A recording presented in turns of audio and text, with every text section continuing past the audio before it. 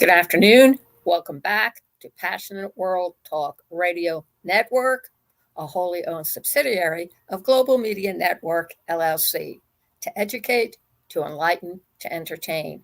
And on today's episode, as lest we forget historical, host Lillian Cauldwell is going to talk about how to pack your medications so that when you fly either abroad or even domestically within the United States, how your medication can travel with you without it being confiscated by the TSA.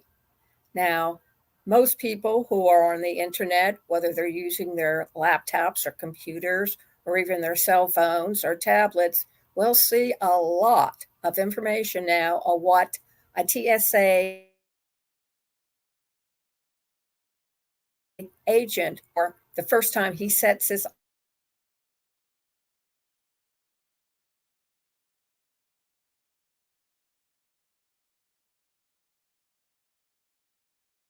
to be able to walk as you know where you're going. It's called confidence, the ability to believe in yourself no matter what.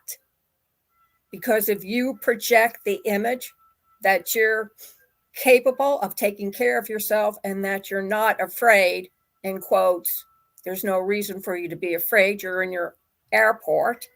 And unlike some European airports I can name, there are no armed soldiers with submachine guns standing around waiting to inspect you as you go by and then randomly asking you for your passport and ID papers. So you have to present a positive behavior that emanates from your body so that when the TSA agent looks at you, you're not intimidated. Their job is to make sure you're not bringing any deadly substances onto the plane and possibly blowing it up or bringing in cutters to cut somebody up. Trust me, there's enough problems with passengers and their unruly behavior. You do not need an excuse to get the TSA agent suspicious of your behavior. So, what do you need to do in order to pack your medication securely? Bring it on board with you without it being confiscated by the TSA.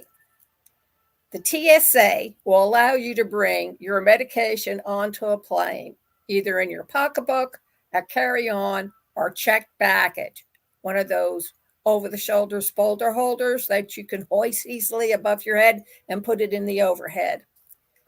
You will not have access to your checked baggage that goes into the belly of the beast, which is the airplane, when you're flying. So you have to make sure that you do have access to your medication. So it is highly recommended that you put it in your carry-on or your pocketbook or your briefcase or whatever you're bringing with you onto the plane. Remember, your check bag contains your meds.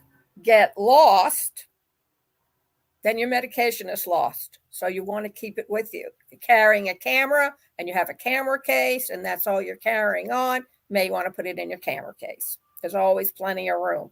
How do I know this? Because my husband always carried a digital camera with him and he would pack his medication in camera case, knowing that he was the type of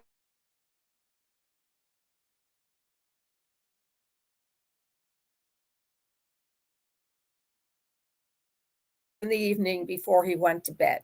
Problem solved. Medication brought on. No problem. If you bring your medication on as a carry-on, you should not be forced to declare it or required to show it unless you're bringing liquid medication or certain other types of medical instruments like syringes. So if you're a diabetic and you need to bring your needle aboard with you so you can give yourself a shot of insulin, make sure you have a doctor's permission slip telling the TSA agent this is what the needle is for. you're not using it for drugs, recreational. Some travelers do tell the TSA agents about the medications they are bringing, but you don't have to. It's not a requirement. When you're packing your pills or medication, it's highly suggested you keep them organized in a clear plastic bag just to make things easy at all times. So if you're asked to show them, you can hold up the plastic bag, turn the bottle around inside or the box, or however you receive your medication, so the TSA agent can read all the information on the bottle. Try to pack that bag in an easily accessible area within your carry-on so that you can quickly retrieve it if you need to declare it or allow inspection for any of your medications. It's also a good idea for your medications to be labeled to facilitate the security process. This is recommended by the TSA. So if you bring a prescription bottle from your pharmacy, all the information on that label is already adhered to that plastic bottle. When you take your packed on carry-on through a security checkpoint, your medication will be x-rayed and provide a visual. So they should be able to see the labels on those bottles very, very clearly. The TSA does not require your pills to be in a prescription bottle or showing them a copy of your prescription itself. The catch is most states have different laws regarding how you legally travel with prescription items. Some states might require you to carry your pills and a bottle with a prescription, and therefore, it's suggested it's always a good idea to keep your pills in a bottle with a prescription label, i.e. the one that you get from the drugstore.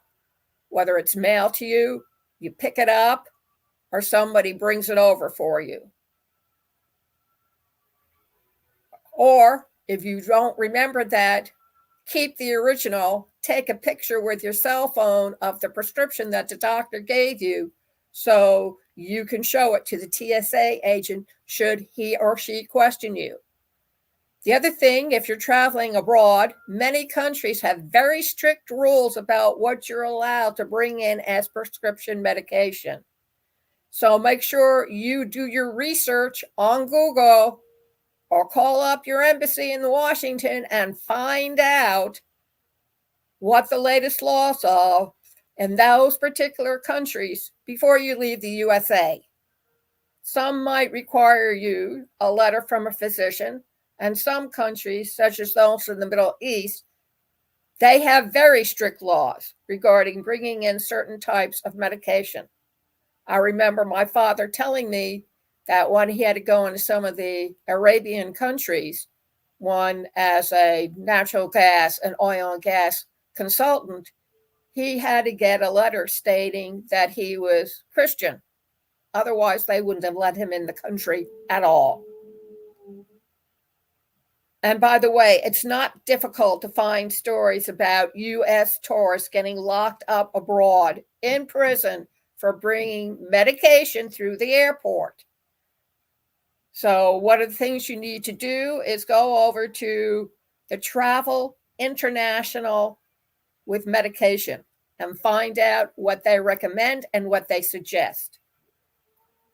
If you forget your ID, you can actually use your prescription labels to help verify your identity. However, please remember that if you're using an alias or nickname, you're going to be in trouble. Everything needs to line up. Everything needs to be on the same level plane. Now, a tip. Ask your pharmacist for extra containers with your name and the medication information on them if you want to carry smaller amounts of the prescribed drugs with you. So you're probably asking yourself, Lillian, what are the TSA rules for flying on a plane with injectable medication. I have it for my migraines, where I have to give myself a shot in the thigh. You are allowed to travel with injectable medication on a plane. You may also bring unused syringes when they are accompanied by injectable medication. You need to declare these items to the security officers at the checkpoint for inspection. The TSA also recommends, but doesn't require, that your medications be labeled. So it's a good idea to go with what the TSA recommends. If you need to keep your medication refrigerated, and I have had medication like that I needed to keep in the refrigerator, you can use ice packs, freezer packs, gel packs, and other accessories to keep your medication cool. You will need to present them at the screening checkpoint in a frozen or partially frozen state. It also would be a good idea to do a test run to see how long your packs can stay refrigerated, especially if you're going to be dealing with a long layover or a long flight. Say to New Zealand and Australia, those are long flights. Those are 2 days. Now, does TSA allow over-the-counter medication on a plane? Good question. You know why? Because half my medication is vitamin C, vitamin B, vitamin D, folic acid, magnesium. You get the idea. TSA will allow you to bring over-the-counter medication on a plane, which you find you can bring along things like Tylenol, Advil, Aleve, ibuprofen. Just remember, though, that the rules pertaining to liquids will apply to OTC drugs unless they're medically necessary. Cough medicine, sleep aids, stuff for your hair. So remember that. Liquids are a no-no. I always advise, TSA always advises people to put their medication in a clear plastic bag. Can't emphasize that enough. To make things easier when you're going through airport security. What about some other items, Lillian? How does the TSA look for those things? And they recommend bringing other types of items through the airport, like food or alcohol. Make sure that you check out some of these links on Google. Bringing food through an airport, they'll tell you. Bringing alcohol through an airport, they'll tell you as well. Bringing gun cases through an airport. So what are some of the usual questions and answers that the TSA get and you're too shy to ask? Can you take prescription medication on a plane? Yes, it's allowed on a plane. Does my medication need to be in the original bottle? No, it does not have to be in the original bottle. However, it's a good idea to have the prescription on hand, just in case a TSA agent asks to see it. Can you sneak pills on an airplane?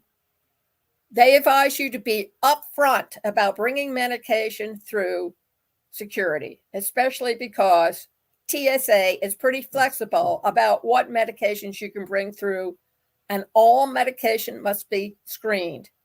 If you try to sneak illegal drugs through, then you'll be handed over to the police. And the airport has their own police, and they hand you over to the jurisdictional police when you leave the airport.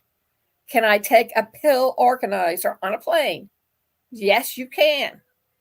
Can I bring someone else's prescription on a plane? Now, the TSA does not require you show your prescription, so it can be possible to bring your mother's prescriptions with you on a plane. However, it's a good idea to make sure you're complying with the state laws and or the country laws regarding your mother, friend's, relative, child's prescription. In some cases, it might be illegal to possess controlled substances prescribed to someone else. Can you fly with cough syrup? Yes.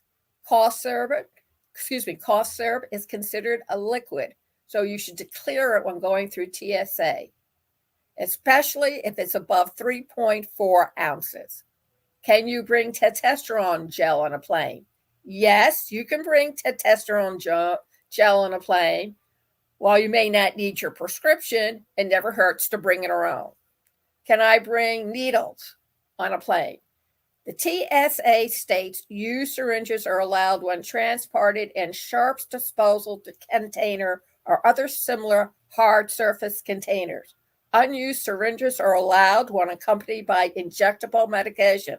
You must declare these items to security officers at the checkpoint for inspection. As you can probably tell from what I've just discussed, the TSA rules regarding medication are actually pretty lenient here in the United States. They allow you to bring an unlimited amount of pills and solid drugs, and they don't even require you to show or disclose that you're bringing those drugs through the airport and onto the plane. They also allow you to bring in liquids if you're willing to allow them to inspect your drugs if necessary. And they don't even require you to show your prescription for the drugs.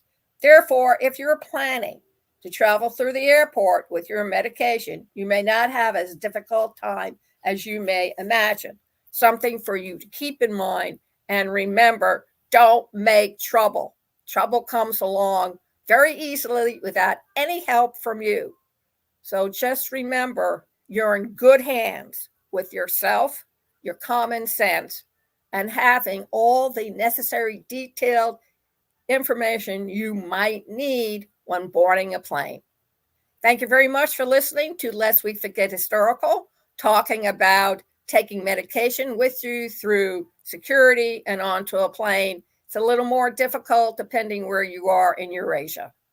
You can listen and see this talk, episode, podcast all over again at youtube.com/Passionate World Radio, PW Talk Radio. Also at our website, passionateworldtalkradio.com. Also on facebook.com/Passionate World Radio, and all of our 15 to 20 social media distribution sites. And before you go away and stray, as I say, please, if you're interested in learning how to do a podcast from the very, very beginning to its very, very end and be recognized as being a top-notch influencer, please go over to education.passionateworldtalkradio.com. education.passionateworldtalkradio.com/masterclass and register for the Obstacles of Podcast Certificate Training. And you too can embark on a future that will help you get from A to B. Text me at 484-364-1032. Give me your name, your email, phone number, and tell me, Lillian, I want to hear more about the Obstacles of Podcasting Training Certificate course. Or email us at pwrnetworkllc@gmail.com. One other thing before you go away and stray. Are you using AI yet, whether it's through Bing or Microsoft or even Google? Well, if you are, I have a place where you need to go and check it out, and it will tell you everything you need. Go to www.mymyflex.ai/ESC73 and take a good look around. Questions? Text 484-364-1032. Email pwrnetworkllc@gmail.com. Information: interested in rubi.ai. You won't regret it, and it will blow your mind. Thank you very much for listening, and have a grand weekend.